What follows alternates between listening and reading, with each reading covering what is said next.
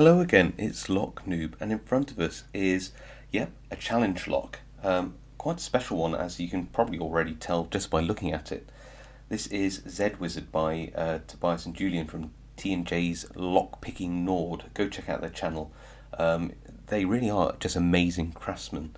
I don't feature many challenge locks on my channel. I don't have anything against challenge locks. I just don't pick many of them. I prefer to pick stock locks. I like stock locks because I know if I can pick it, then anybody watching could also probably pick one up from Amazon or eBay or somewhere and have a go themselves. It's just my preference. But that doesn't mean I don't like to do a challenge lock now and again, and this is a very special one, as I said. And I think that's it with me. If I'm going to pick a challenge lock, then I guess let's make it one with a cool theme or an interesting story. That's what kind of floats my boat. Anyway, enough about that. As you can see, the attention to detail on this whole lock is superb, and exactly what you'd expect from Tobias and Julian. Everything from the kind of like handwritten key fob with the little blood stains on there, and all the blood and gouges on the lock, and the symbols, and just everything on here is just superb. Real attention to detail, something really quite special, as I hope you would agree. And the fact that it comes with a keychain with a zombie wizard, and the bitting of the key is obfuscated by a bloody bandage. I just think it's a wonderful touch. Now, I do have to confess that I did the intro of this video after I did the picking, just because I'd picked this lock a few times before and I got nowhere with it. So I thought, you know what, I'm going to do the intro after I pick it, and then I can sort of do a few takes if I need to.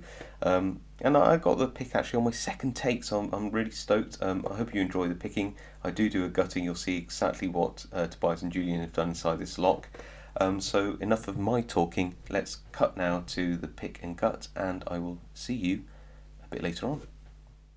And we're back. Now, I'm actually doing a voiceover at this point because I have a USB microphone and my USB port was not plugged in. So I'm going to try to talk you through what I was doing, and I'm using Peterson Gem with top of the keyway tension. I can't believe that I recorded a whole picking and gutting without sound. Anyway, hopefully you find this probably even more entertaining. Okay, so I'm going through the lock now, and I can see that I'm on pin 2 at the moment, and just trying to see, just having a feel to see if I can set it anymore. We seem to be in a small false set. I'm looking at pin 5 and 4 at the moment, just seeing where we are with that, because I can feel at the back that 5 and 4 were giving quite heavy counter rotation, but I couldn't quite tell what was going on either. So you can see we're in a bit of a false set now. Going back in, just feeling around. We're on pin 3, it looks like there. Pin 2, checking pin 1, checking pin 2 again. So we're looking at pin 2, it's giving us counter rotation, but I don't think it was necessary, so go back into the false set. We're clearly on pin 4 or 5 here. Just nudging it up just to see whether we are oversetting a pin or getting true counter rotation from a spool. Okay, so we've hit pin 3, we've dropped into a heavy false set. Definitely something holding us back at this point. So go in with a different pick. This is a Southwold Max DeForest ball. I'm just testing the pins at the back, so I think we're on pin 4 here, just seeing whether that's giving us real counter rotation or oversetting. Wasn't happy, so I stopped. We're on pin 4 again, I think, and I'm just going to go for it. Look how far it's turning back. I mean, really far. So whatever this is, deep spool, and we are open. Okay, this is where I need to gut the thing. So let's move the whole vice out of the way, keep the lock within shot as per, and let's go grab the key and have a look at that. I love this key, isn't it brilliant, with the zombie wizard and It's sort of gardening wire over a bloody bandage. Brilliant, brilliant work. So here we go, unwrapping it, and this is actually the first time I saw the key, and really quite extreme bitting. See that it's a 5-pin key with lows on 1 and 3 and 2 and 4 being very high, and actually for that matter 5 is sort of a medium. Decided to gut with the key because, well, I have the key, so why wouldn't I? I hadn't actually removed the circlip from the back of this one.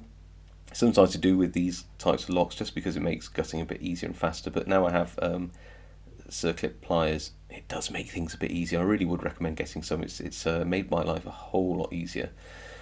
And with challenge locks, it's always best to use a shim. What you'll see here is me completely messing it up, but I'm pointing out that the cutout at the back of that lock is sort of horizontal where it's usually vertical, so that should make gutting this particular Vilka lock a little easier. So I then realised that I'm trying to put the shim in without putting the key in, so none of the pins are at shear, and I'm just being an idiot. Also, the lock is very tight to the Bible, so I had to turn the plug slightly to even get the shim under the pins. So I didn't quite appreciate it at the time. So there we go. Now we get the shim all the way in. Honestly, if you're getting a challenge lock, you don't know what's in it. Is there any pin in pins? Is there any T-pins? Anything that could snag? Just use a shim. There's no harm in it, and it'll save a lot of tears later on. So there we go. Okay, we've got the plug out now. Let's have a look at this. Let's grab a pinning tray. Actually one from Foxy over at Red Cat Imaging. Always use this one. And let's get these pins out first. Get the pins out, then we'll check them one by one, because at this distance all you can see is my particularly hairy forearms, which might work for you. I don't know. I'm not going to judge you. So just tipping out. That's 2, 3, I think. There we go. Come on, out you come, out you come. There you go. 4 and 5. There we go. And let's have a look at this plug. Pretty amazing, isn't it? So you can see that 1 standard, 2 is undercut, 3 is threaded, 4 is undercut, and 5 is threaded. Now, the only reason for that would be, of course, if you had something to catch in the plug. And, well, have a look at these. I think you'll see what tricks Tobias and Julian have made. So pin 1 is, it's like a serrated T-pin, but it's also got a sliding collar on it. That sliding collar would be an awful overset trap. If you get that caught up in the Bible, if you overset that pin.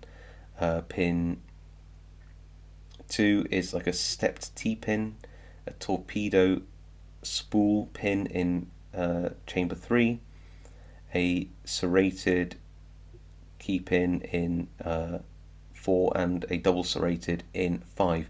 You might notice my fingers are a bit yellow. It's because I was cooking with turmeric earlier this evening, and that stuff never washes off. I did clean my hands at least once a week. Okay, so let's have a look at what pins are in the Bible. So pin 1, 2 coming out, 3 now. There we go, 4 and 5. Perfect. Let's have a look at those pins a bit closer detail now. Here we are. So you see that pin 1 is standard. Pin 2 is a mushroom spool. Wasn't expecting that. Didn't feel that much spooling there, so that would explain it. Pin 3 was giving me some problems, and definitely holding me up at one point. I can't describe it. It's like a serrated spike. Then we have a spool and an Asa style barrel pin.